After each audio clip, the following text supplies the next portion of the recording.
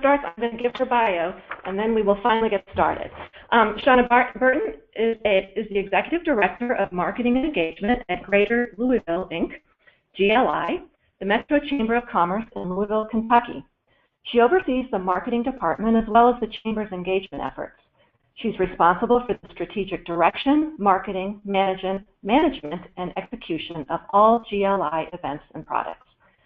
Shawna is a native Louisvillian and has worked at GLI since 2003. She serves on the board of directors for the Kentucky Chamber of Commerce Executive, KCCE, Gallapalooza, and is a graduate of Leadership Louisville. When not at work, she enjoys traveling and spending time with her husband, Jeff, and their daughters, Nora and Lucy. Shawna received her BA in Communications from the University of Louisville. So Shawna, thanks for being with us today, and I will finally now hand things over to you. Okay, great. Thank you so much, Susan, for the introduction. And we have two small young children, so by traveling, that means like, to like the local park or something. So I haven't done any really nice, extensive traveling in quite some time. I do, again, just want to say thank you so much to Susan and ACCE for allowing me the opportunity to speak to this group. And just to start off with a little bit, just to kind of recap, I've been at GLI a little over 13 years. I started off in the membership department, moved into kind of program manager, and now in my current role in marketing and engagement. So Greater Louisville Inc. is the Metro Chamber of Commerce here in Louisville, Kentucky. We're a bi-state community.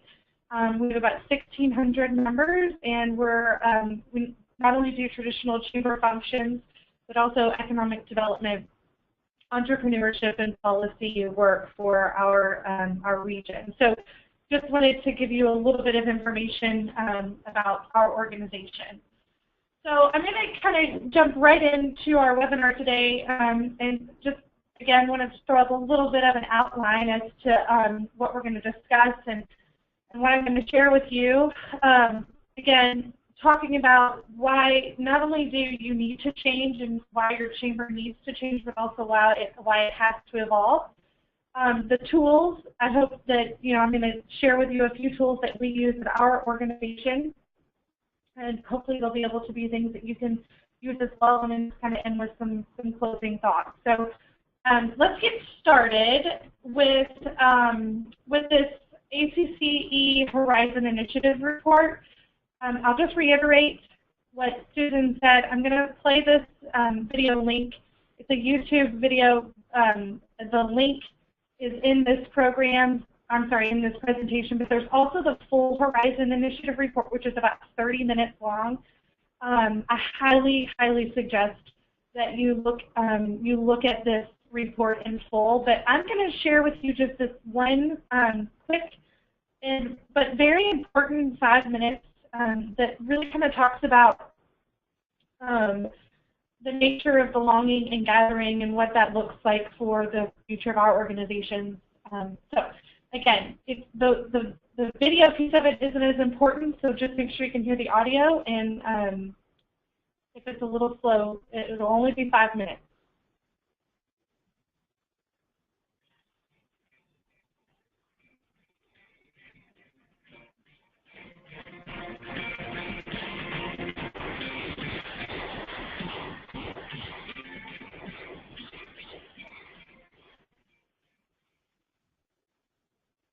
So the first of our influences that we studied that will shape chambers of the future had to do with the nature of belonging and gathering. I guess some of you would think of that as membership and events. But we think it goes beyond that. We think over the next 10 years there will be a revolution in who and how people are engaged as members and participants. What will happen? We're not exactly sure. Will people continue to invest in heterogeneous organizations focused on the economy? Will they continue to pay dues? We can't say that for sure. But we do know that more people rather than less are likely to be engaged in civic activity. More rather than less will probably want to be associated with each other based on all the research we could find. And that this millennial phobia that seems to be sweeping the country in chamber life, about this great worry about whether the millennials will ever be involved in chamber activity. All the research we found shows that there's a great opportunity to engage people of every generation and to prepare your organization for every generation that comes along by focusing on ways to work with them that make them feel comfortable and where you can get the most out of them.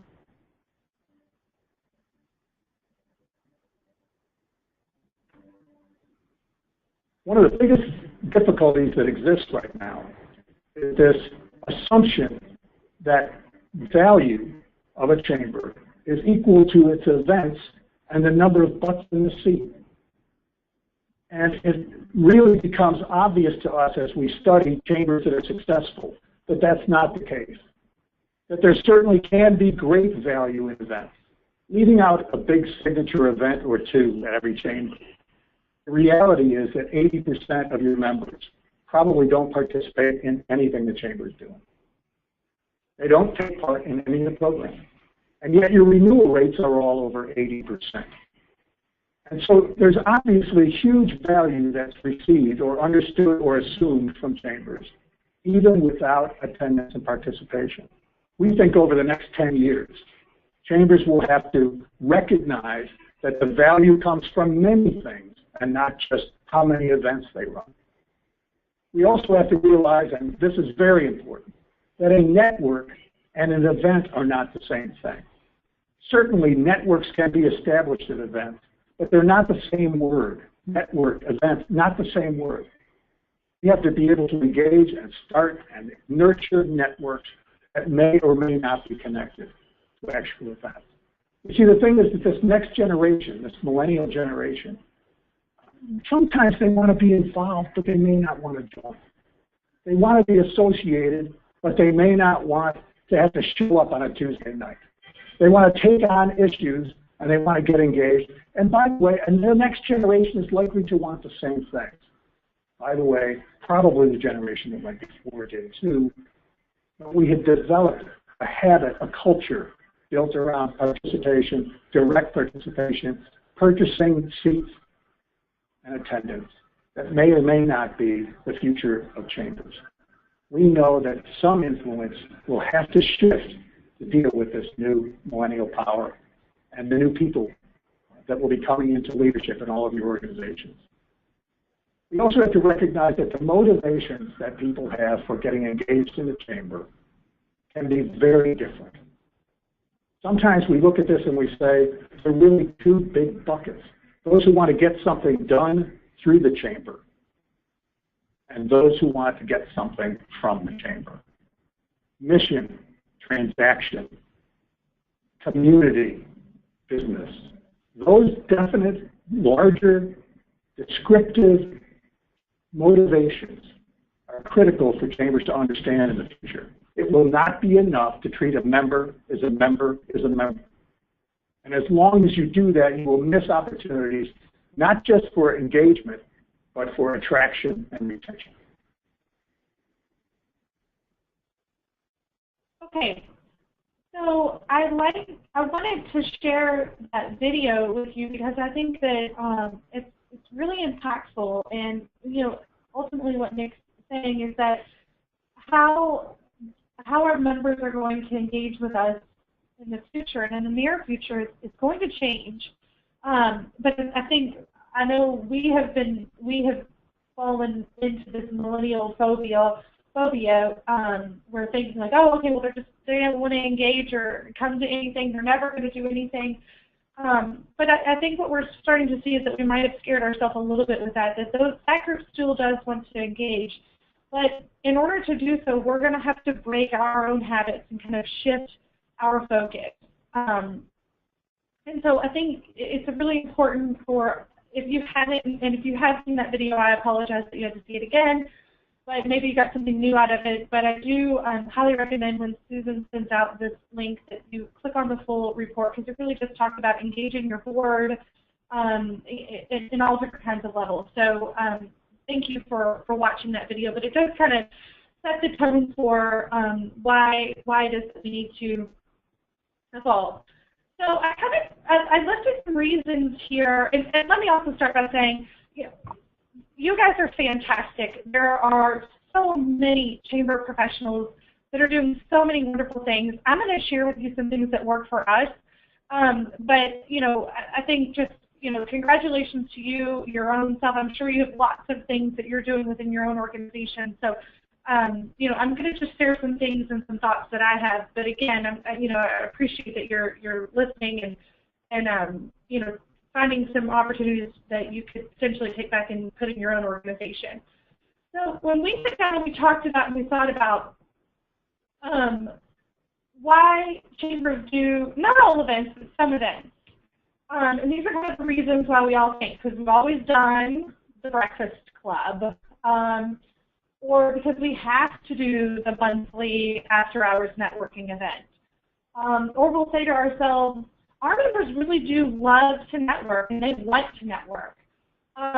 We also will talk through with our membership sales department, and we're a lot of times trying to sell those transactional events. So members join because they want to go to events, and the more events we have, the more value that brings to our organization.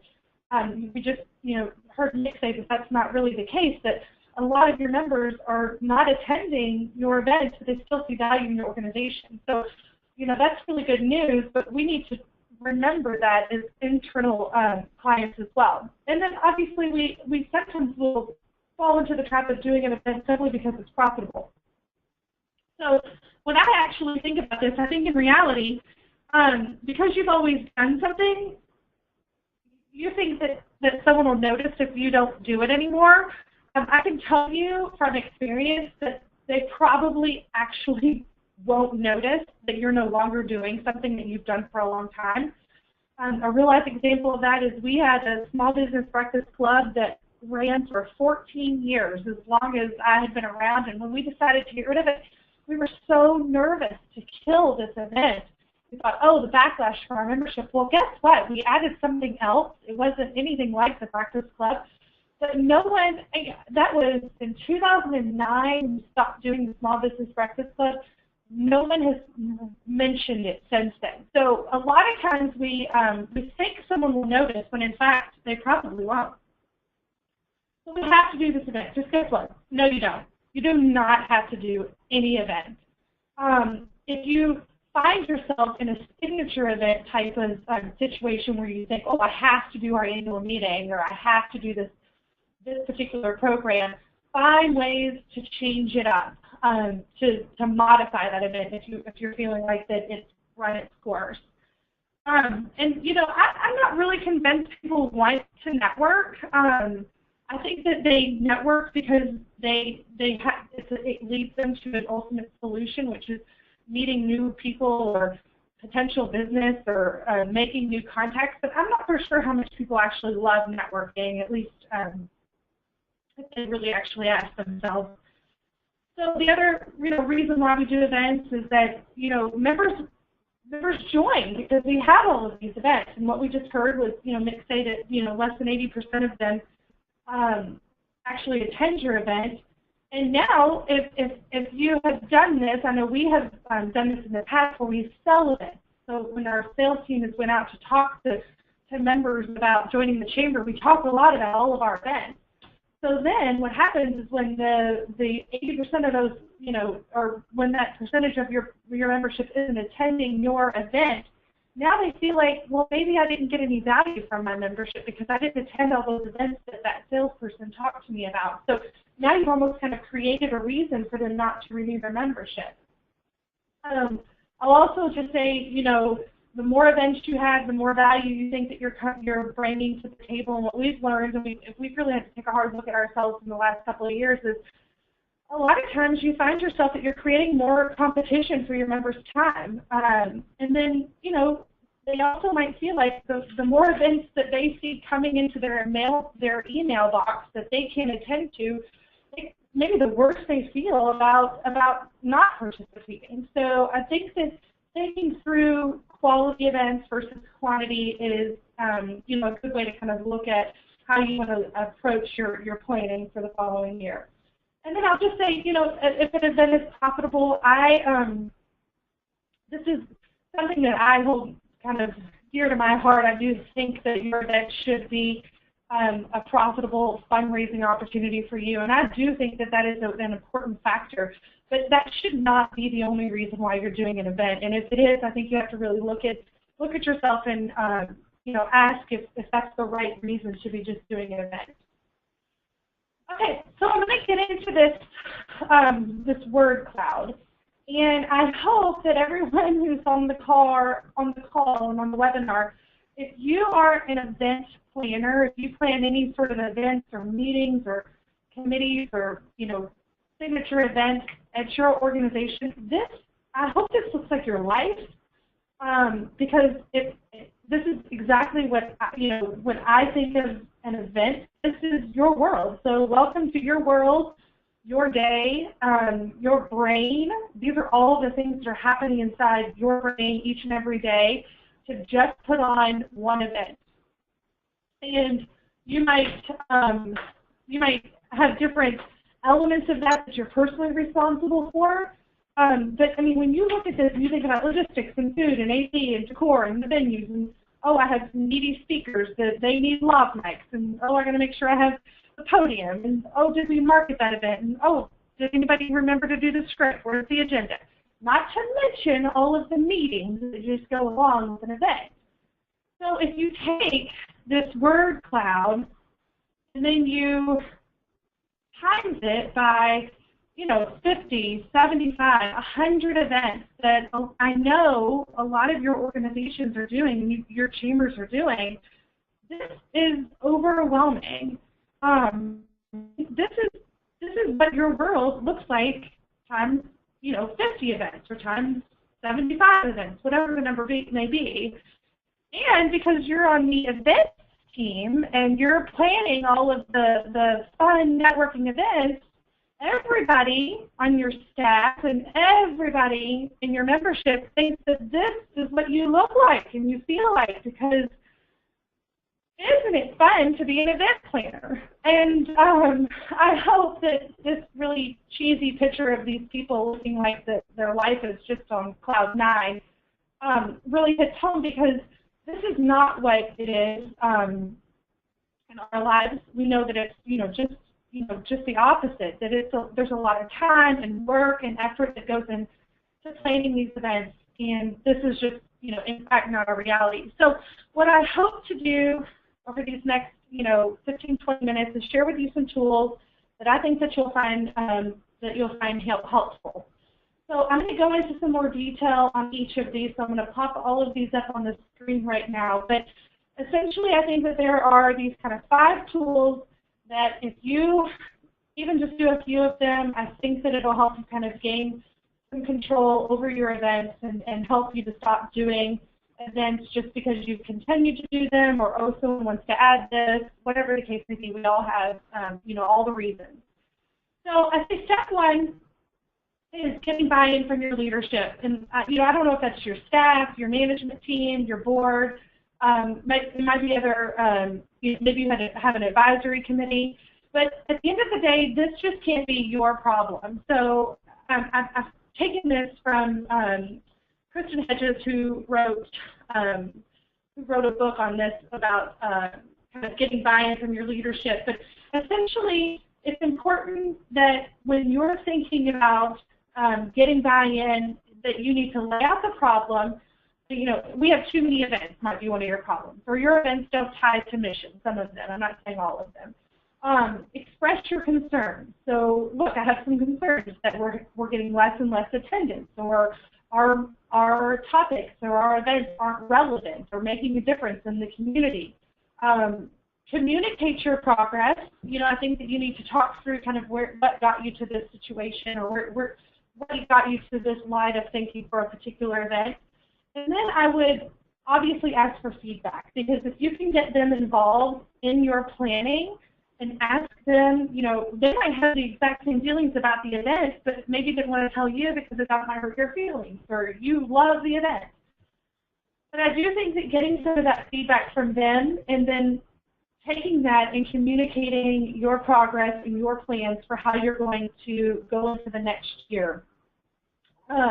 Create solutions and just continue to update people But I think it's important, just like any decision, that if you're wanting to kill the sacred cow in your event world, or you want to go from 70 events this year to 50, then you really need to get some buy-in from your leadership and help them to understand where you're coming from.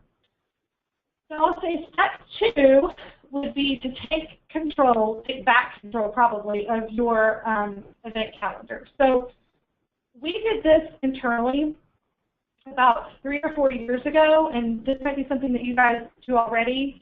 But we actually, I'll just put all of these kind of up here so we can talk through all of them. But we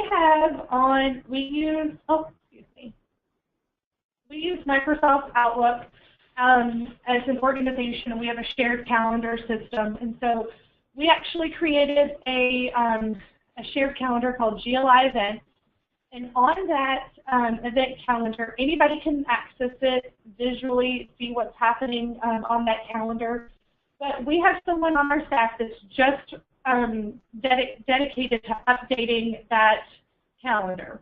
So an event does not get scheduled unless Sydney has checked the date. She will share dates with you based on the event calendar and the community calendar. And if our CEO needs to speak at that, then check his calendar, and she will share with any sort of program manager the dates that are available. So I think one of the things, so we all just know internally that you can't just willy-nilly out and plan an event without checking with Sydney first. And the other thing that she's responsible for is notifying, or actually tracking, I should say, all of the community events that are happening in our own communities. Because as you know, you're not the only person or the only organization that is hosting events anymore. I mean, it's not like it was 15 years ago when the chamber was where you went to network. Now your business journal is, our business journal has more events, I think, than we do. But your business journals have events. We have several smaller chambers in our region that host events. We have business associations. We have a downtown Rotary that has probably 150 folks on it every Thursday at lunch. So we never plan anything on Thursdays at lunch if we think that we are mixing with that same audience. Now, if it's a small business breakfast event that has a topic about marketing, then we potentially would, schedule at that same time. But we try to look at the audience and know to just manage those expectations, and we don't overlap. And so we've, again, like I said, we started doing this about 3 or 4 years ago, and now what we all do as an organization, or as a community, we all talk to each other. So we'll send each other messages and say, just by the way, we have our big annual event coming up, don't schedule anything around that week, that type of thing. And then obviously just tracking any sort of holidays and school closing. So the other thing I added here was this is just an example. I just picked a random week of everything on this screen in green is not a GLI event. This is something else going on in the community. And then you can see that week we had a webinar on Friday. So the pink entry was what we had planned. But this is just a great tool that we've used, and it helps to also just work really nicely with other folks in your community.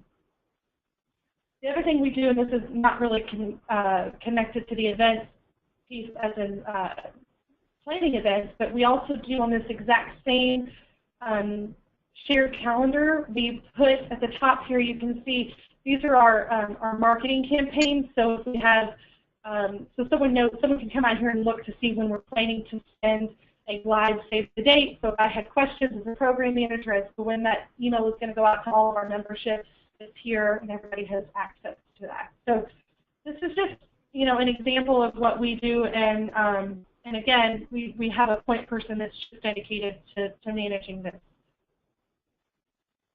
All right, step 3. So I think. And what I'm going to show you is this is a Macmillan matrix. I didn't come up with this. You can Google this. But essentially, this is a really good visual tool. If you are trying to make data-based decisions, this will help you in doing so. It basically will ask you to put a program or event. Start with it, over here on the your current event here on the left, and just work it through this matrix. And when you get over here to this, light blue category as to what do you do with this? Do we continue to do this event because it's a great fit? We give it away. Stop it is what we call it. We say we're not doing this anymore. Do you say, wow, this event is fantastic. How do we make this even better? And again, you can so forth and so on as to like the options there. But we run every event that we have through this, and you need to continue to do it every year because, as I'll show you in my example next, things might seem great one year, but then the next year they might not be the best fit for your organization. And again, if you're thinking about everything you should do should be tying this to the mission of your organization, then it can quickly help you to make really sound decisions on your programming. And then this is also a great place to get input from the people that you want to get that buy-in from. Ask them to complete this. I mean, this is a really quick exercise. It's quick and easy, but it's a good way for people to kind of understand where events should stand. So I have just visually kind of laid something out. This is a real-life example for us. So I'm from Louisville, Kentucky. We are Bourbon, the bourbon capital of the world. So we love everything bourbon. So we started an event called the Business of Bourbon, which we started that in 2003.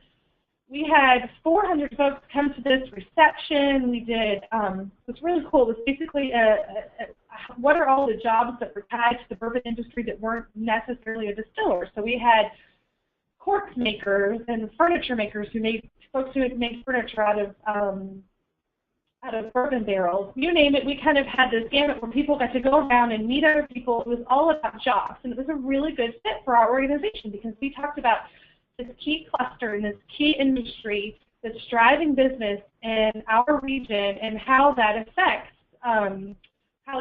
our economy and adds jobs. And plus, you get to drink bourbon. So it was a hit. We made great money on it. We had 400 folks at it. A great event. So 2014 comes along. We do the same thing. So we actually are creating a whole distillery row here on Main Street where lots of new distillers are opening up. Distilleries are opening up.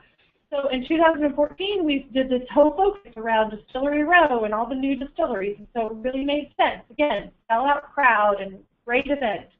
2015 came along. We didn't have any kind of new niche to do, so we went back to this Distillery Row thing.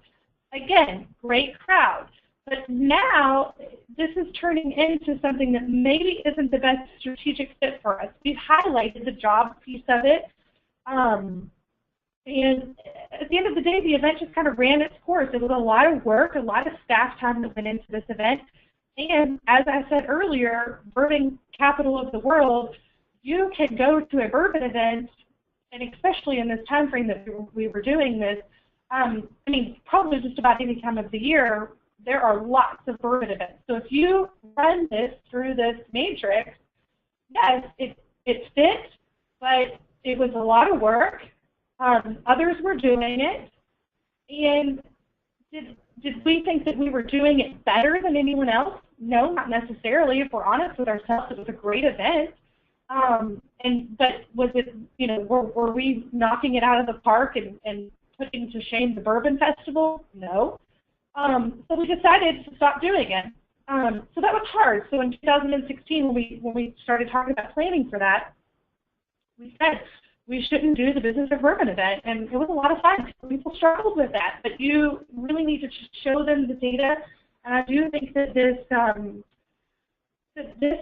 matrix helped show that although the Business of Bourbon was a great event, this was just not a space that we needed to be in anymore. Okay, so I just wanted to include in here kind of some additional things as to what we use for our event matrix decision tree. So does it fit with our mission? And I'm sure like if you're anything like us, you can probably make just about anything fit within your mission. So this is where you have to be really honest with yourself and say, is it moving our mission forward? Is it moving our strategic priorities forward? Is this helping us stay relevant in our marketplace? Are other entities hosting events similar to this? What does our customer satisfaction look like? How happy are our sponsors with this event? And then obviously looking at your bottom line, you need to be making sure that you're bringing in more money than you're spending.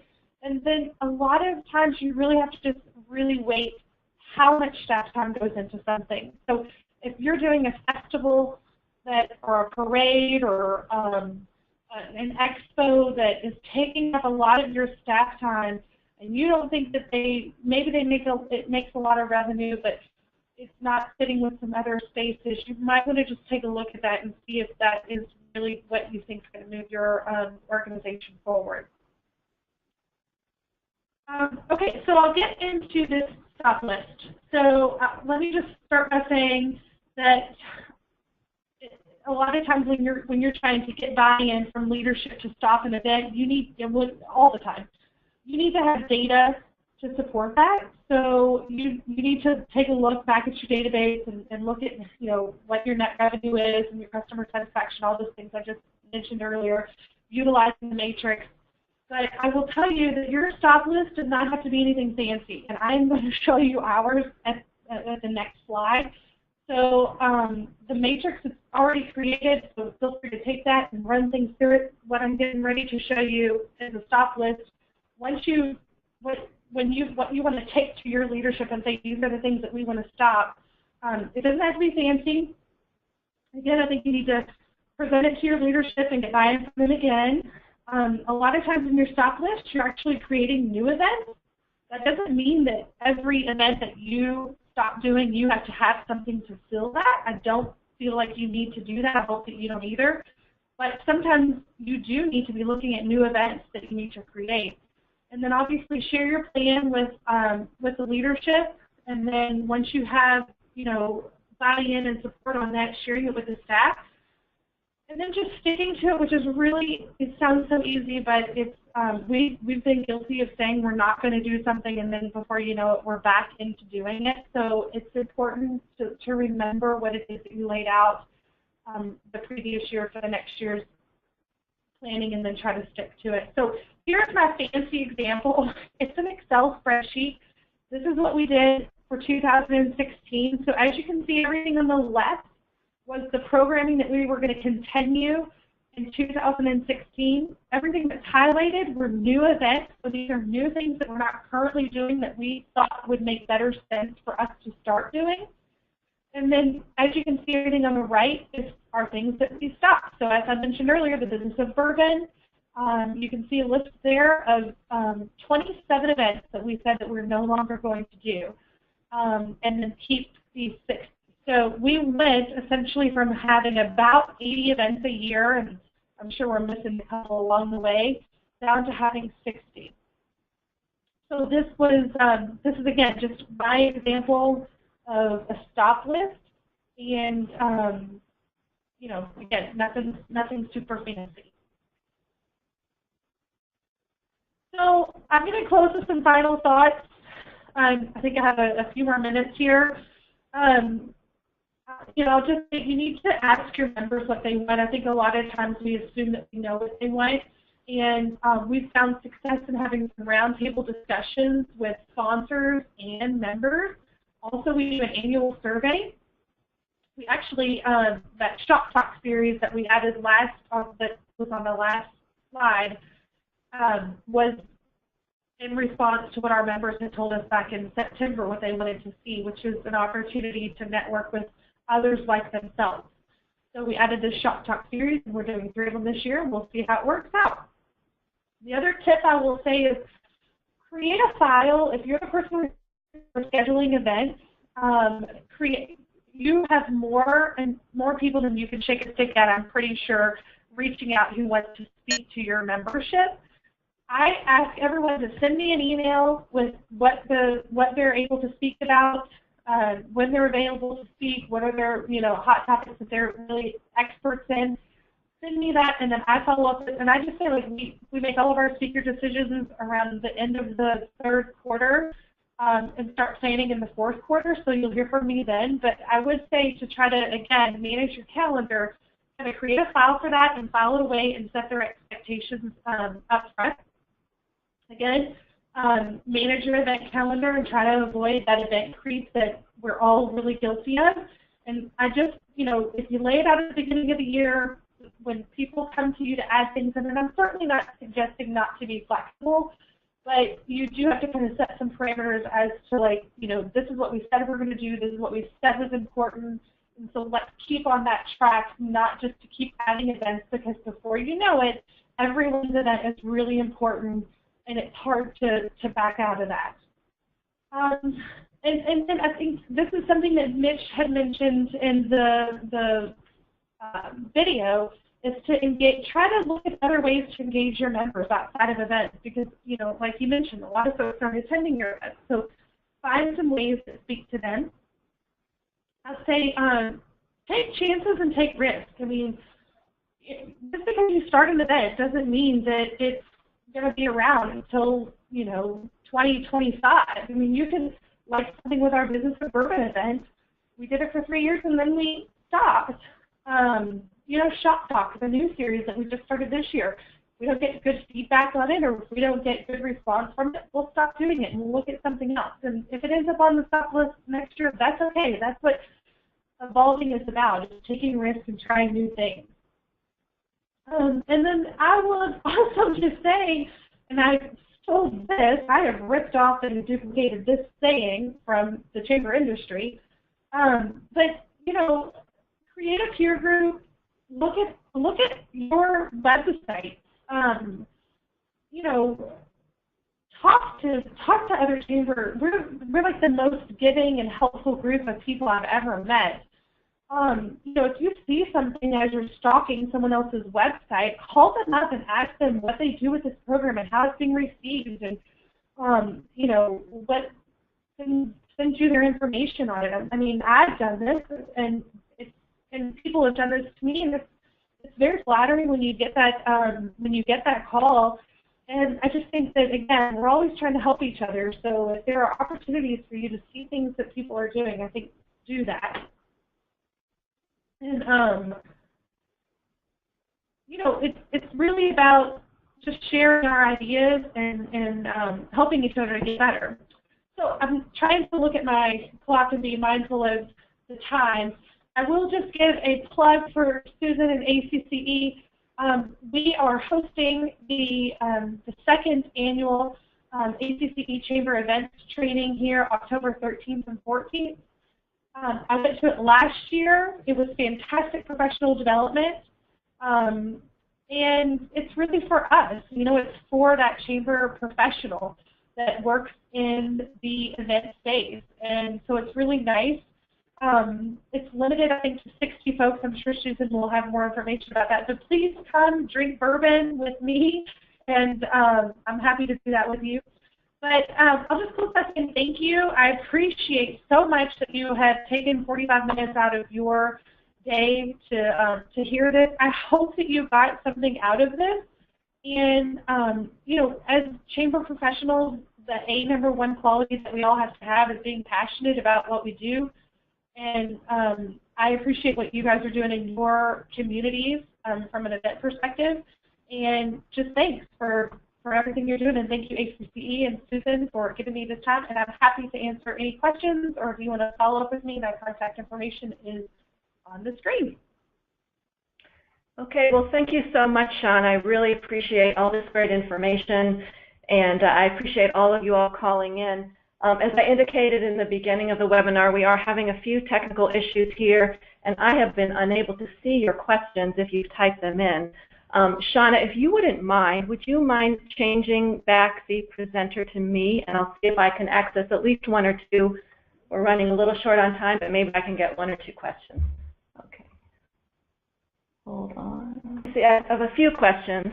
One question is, where did you find the event matrix that you showed? We found that a couple of years ago online, but it's called the Macmillan,